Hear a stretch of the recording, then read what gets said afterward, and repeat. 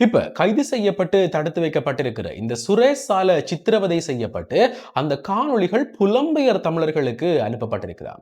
இந்த விடயத்தை முன்னாள் நாடாளுமன்ற உறுப்பினர் உதயன் கம்பம்பில இன்றைக்கு வெளியிட்டிருக்கிறார்.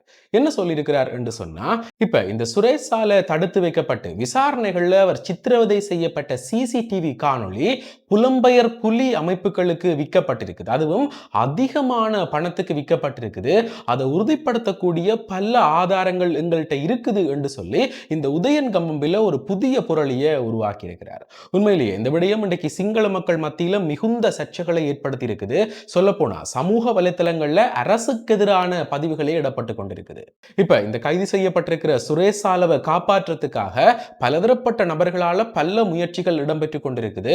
அப்படித்தான் இன்றைக்கு இந்த சுரேஷ் சாலவனுடைய மனைவியால ஒரு புதிய வகையான நாடக குற்றச்சாட்டும் பதிவு செய்யப்பட்டிருக்குது.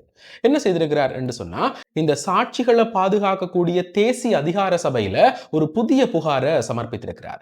ஏற்கனவே 2 கடிதங்கள் எழுதியிருந்தவர் இன்றைக்கு ஒரு புதிய புகாரையும் சமர்ப்பித்திருக்கிறார். இதுல என்ன சொல்லப்பட்டிருக்குது என்று சொன்னா, என்னுடைய கணவர் இப்ப தடுத்து வைக்கப்பட்டு சித்திரவதை செய்யப்பட்டவர் இப்ப வைத்தியசாலைகள்ல அனுமதிக்கப்பட்டிருக்கிறார். அதே நேரத்தில் என்னையும் என்னுடைய 2 பிள்ளைகளையும் அச்சுறுத்துறது போல ஒருவர் எங்களை பல நாட்களாக பின்தொடர்ந்து கொண்டிருக்கிறார். குற்றப்புலனாய்வுத்துறையைச் சேர்ந்தவர், இலங்கையிலுடைய போலீஸ் தரப்பை சேர்ந்தவர் என்று சொல்லி நாங்கள் சந்தேகிக்கக்கூடிய ஒருவர் இப்ப பல காலமாக எங்களை பின்தொடர்ந்து கொண்டிருக்கிறார். அண்மையில் என்னுடைய மகளையும் மகனையும் அவர் புகைப்படம் எடுத்திருக்கிறார். இது எல்லாமே எங்களுடைய குடும்பத்தின் மேல ஒரு அச்சத்தை ஏற்படுத்துது.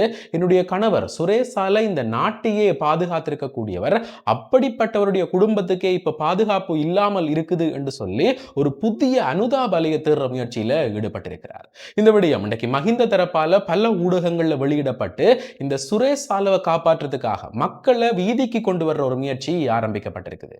இப்படி இருக்கேதான் இன்றையிலிருந்து இலங்கை முழுவதும் ஒரு புதிய தடை கொண்டு வரப்பட்டிருக்குது.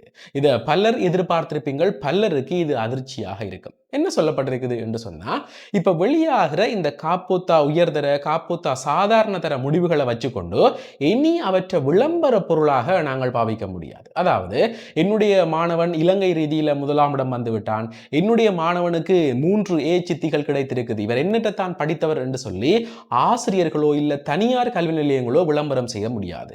இந்த விடயத்தை இன்றைக்கு பரீட்சை திணைக்களம் வெளியிட்டிருக்குது. இதுல என்ன சொல்லப்பட்டிருக்குது என்று சொன்னா, இனிமேல் நாங்கள் யார் நாடளாவிய ரீதியில முதலிடம் பெற்றவர், யாருக்கு அதிக மதிப்பெண் வந்தது என்று சொல்லி அது காப்போத்தா சாதாரண தர பரீட்சையோ உயர்தர பரீட்சையோ வெளியிட போறது இல்லை. இதை வச்சுக்கொண்டு பல கல்வி நிலையங்கள் பல தனியார் ஆசிரியர்கள் எல்லாருமே அதை விளம்பர பொருளாக பாவிச்சு கொண்டிருக்கிறார்கள். இதால பல மாணவர்கள் தவறான இடங்களை தேடி போற நிலைமையும் ஏற்பட்டிருக்குது. இது எல்லாத்தையுமே கருத்துல கொண்டு இனிமேல் இந்த நாடளாவிய ரீதியில யார் முதலிடம் பெற்றது, இவருக்கு இத்தனை மதிப்பெண் என்று சொல்லி அந்த விடயமும் வெளியாக போறதில்லை. அதே போல ஆசிரியர்களாலையும் அதை விளம்பரமாக பயன்படுத்த முடியாது. உண்மையிலேயே ஒரு வரவேற்க வேண்டிய செயற்பாடு. இப்படி இருக்கும்போதுதான் அண்மையில வெளியாக இருக்கக்கூடிய இந்த காப்போத்தா சாதாரண தர பரீட்சையில தரம் 9 மாணவர் ஒருவர் 8 ஏச்சித்திகளை பெற்றிருக்கிறார். தரம் 11 எழுத வேண்டிய காப்போத்தா சாதாரண தர பரீட்சையை தரம் 9 எழுதி அதிலையும் இவர் 8 ஏச்சித்திகளை பெற்றிருக்கிறார். காலி மாவட்டத்தை சேர்ந்திருக்கக்கூடிய ஐஆஸ் அகமட் என்று சொல்லக்கூடிய இந்த மாணவன் கடந்த 1 வருடங்களாக தரம் 10 11ஆம் ஆண்டுக்குரிய பாடத்திட்டங்களை யாருடைய உதவியும் இல்லாம தானே கற்றுக்கொண்டதாகவும் அதன் மூலமாக கடந்த வருடம் காப்போத்தா சாதாரண தர பரீட்சைக்கு தோற்றி அதிலையும் 8 ஏச்சித்திகளை பெற்றிருக்கிறார். இந்த விடயம் இன்றைக்கு பலதரப்பட்ட நபர்களால பாராட்டப்பட்டு கொண்டு வருது. இருந்தாலும் இந்த முன்னாள் ஜனாதிபதி மஹிந்த ராஜபக்சவனுடைய மகன் ஜோசித ராஜபக்ச ஒரு பாடத்தை கல்வி கற்கலையாம், அதற்காக ஒரு அமைச்சரவை தீர்மானமே மேற்கொள்ளப்பட்டிருக்குது. என்ன நடந்திருக்குது என்று சொன்னா, இப்ப இந்த ஜோசித ராஜபக்ச கடற்படையில சேர்ந்தது, அவர் பிரித்தானியாவுக்கு போனது, அதற்குள்ள நடந்திருக்கக்கூடிய பல விடயங்கள் உங்களுக்கு தெரியும். ஆனா இந்த ஜோசித ராஜபக்ச கடற்படையில சேரும் போது அப்ப இருந்திருக்கக்கூடிய சட்ட விதிமுறைகளின் பிரகாரம் அவர் அறிவியல் பாடம் கல்வி கற்றிருக்கணுமா. ஆனா இந்த ஜோசித ராஜபக்ச உயர்தரத்துல அறிவியல் பாடமே கல்வி கற்கல, இதாலே அவர் அந்த கடற்படையில சேர முடியாத நிலைமை இருந்திருக்குது. இதால அப்ப ஜனாதிபதியாக இருந்திருக்கக்கூடிய மஹிந்த ராஜபக்ச, அதாவது 2005-6ஆம் ஆண்டு காலகட்டத்தில் இந்த மஹிந்த ராஜபக்சவால ஒரு சிறப்பு அமைச்சரவை கூட்டம் ஏற்பாடு செய்யப்பட்டதா. அதுல வைத்து இந்த அறிவியல் பாடம் இல்லாமலே இவர்கள் கடற்படைக்குள்ள சேர்ந்து கொள்ளலாம் என்று சொல்லி இந்த ஜோசித யோசித ராஜபக்சவுக்காக மட்டுமே ஒரு புதிய தீர்மானம் நிறைவேற்றப்பட்டு அதற்கு பிறகுதான் இந்த யோசித ராஜபக்ச கடற்படையில் சேர்ந்திருக்கிறார். இவருக்கு அதுக்குள்ள போறதுக்கு எந்த விதமான தகுதிகளுமே இல்லை என்று சொல்லப்பட்ட நிலையில இப்ப கொஞ்சம் கொஞ்சமாக அதுகள் எல்லாமே நிரூபிக்கப்பட்டு கொண்டிருக்குது. இந்த விடயம் இப்ப இவருக்கு அறிவியல் பாடம் இல்லை என்றதும் அதற்காக அமைச்சரவை தீர்மானம் எடுக்கப்பட்ட இந்த விடயம் 2016ஆம் ஆண்டு மைத்ரிபால ஸ்ரீசேனனுடைய அரசாங்கத்தில் ஒரு குற்றச்சாட்டாகவே பதிவு செய்யப்பட்டிருக்குது. இது தொடர்பிலையும் இப்ப விசாரணைகள் ஆரம்பிக்கப்பட்டிருக்குது. வேற என்னென்ன உண்மைகள் வெளிவரப் போகுது, வேற யாரெல்லாம் சிக்கப் போகிறார்கள் என்றதை பொறுத்திருந்து தான் பார்க்கணும். இப்படி இருக்கும்போதுதான் அண்மையில் இந்த முன்னாள் ஜனாதிபதி ரணில் விக்ரமசிங்கவனுடைய ஆட்சி காலத்தில் இலங்கையிலிருந்து 700 மில்லியன் அமெரிக்க டாலர் பணம் பல சட்டவிரோதமான வழிகள், போலியான வழிகளில் இலங்கையிலிருந்து வெளிநாட்டுக்கு அனுப்பப்பட்ட விடயம் தெரிய வந்தது. இது தொடர்பில் விசாரணை நடத்தும் போது இந்த பணங்களை இலங்கையிலிருந்து வெளிநாட்டுக்கு அனுப்பின பிரதானமான நபர் சிக்கியிருக்கிறார். இலங்கையினுடைய நீர்கொழும்பு பகுதியில் வைத்து இவர் கைது செய்யப்பட்டிருக்கிறார். இவர் என்ன சொல்லியிருக்கிறார் என்று சொன்னா, இந்த பணங்களை நாங்கள் வெளிநாட்டுக்கு அனுப்புறதுக்காக மொத்தமாக 13 வங்கிகளில் 270க்கும் மேற்பட்ட கணக்குகளை திறந்தாங்க. அதன் மூலமாக வெளிநாடுகளில் இருக்கிற நிறுவனங்களோட தொடர்புகளை ஏற்படுத்தி அவர்கள்ட்ட இருந்து நாங்கள் இலங்கைக்கு பொருட்களை இறக்குமதி செய்ய போறோம் என்ற போர்வையில தான் இந்த பணங்களை நாங்கள் நாடு கடத்தினாங்க. இதற்காக $1 நான் இலங்கையிலிருந்து வெளிநாட்டுக்கு அனுப்பினா அதற்காக எனக்கு தரகு பணமாக இலங்கை ரூபாய்களில் $2 கிடைக்கும். மில்லியன் கணக்கான டாலர்களை அனுப்பியிருக்கிறேன், அதற்காக எனக்கு பல பணங்கள் வழங்கப்பட்டிருக்குது என்று சொல்லி இந்த நீர்கொழும்பை சேர்ந்த நபர் ஒத்துக்கொண்டிருக்கிறார். இதற்காக மொத்தமாக 26 வெளிநாடுகளில் இருக்கிற 250க்கும் மேற்பட்ட தனியார் நிறுவனங்கள் பயன்படுத்தப்பட்டிருக்குதாம். அது மட்டும் இல்லாமல் இந்த பணங்கள் எல்லாமே மொத்தமாக 953 தடவைகளில் இலங்கையிலிருந்து வெளிநாட்டுக்கு அனுப்பி வைக்கப்பட்டிருக்குதாம். உண்மையிலேயே ரணில் விக்ரமசிங்கவனுடைய காலத்தில் இடம்பெற்ற ஒரு மிகப்பெரிய மோசடி இது.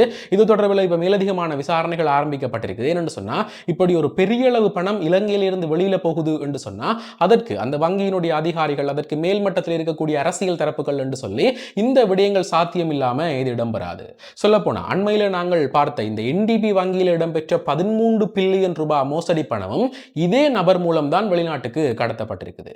ஆக இதற்கு பின்னணியில் ஒரு பெரிய வலையமைப்பு இருக்குது என்று சந்தேகிக்கப்பட்டு ஒரு தீவிரமான விசாரணை ஆரம்பிக்கப்பட்டிருக்குது. என்ன உண்மைகள் வெளிவரப் போகுது என்றதை பொறுத்திருந்துதான் பார்க்கணும். அதே போலதான் கடந்த 3 நாட்களுக்கு முன்னுக்கு யாழ்ப்பாணம் செம்மணி மனித புதைகுழியை பார்வையிடுறதுக்காக நீதியமைச்சர் ஹர்ஷன நாணயக்கார வருகை தந்திருந்தவர்.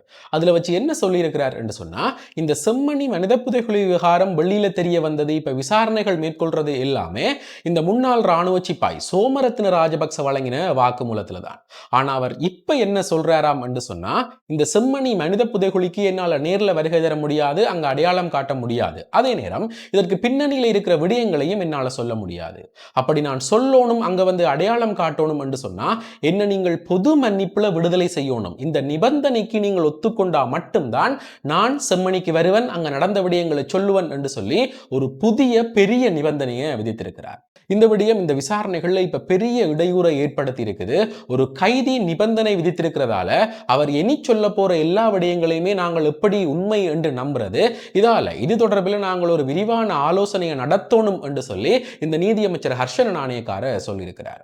உண்மையிலேயே இவ்வளவு காலம் இந்த செம்மணிக்கு பின்னணியில் இருக்கிற பல விடயங்களை சொன்ன இந்த சோமரத்ன ராஜபக்ச இப்ப அப்படியே தலைகீழாக மாறி இருக்கிறார். இதற்கு பின்னணியில என்ன நடந்தது என்று எதுவுமே வெளிவரையில. ஆனா இந்த விடயம் இந்த விசாரணைகளுக்கு மிகப்பெரிய ஒரு முட்டுக்கட்டையாக அமைய போகுது. ஆக இந்த விடயங்கள் தொடர்பில் உங்களுடைய கருத்துக்கள் என்னன்றதை மறக்காம கமெண்ட்ஸ்ல சொல்லுங்க. இதே போல மேலும் ஒரு முக்கியமான பிரயோசனமான தகவலோட இன்னும் ஒரு காணொளியில் சந்திக்கிறேன். நன்றி.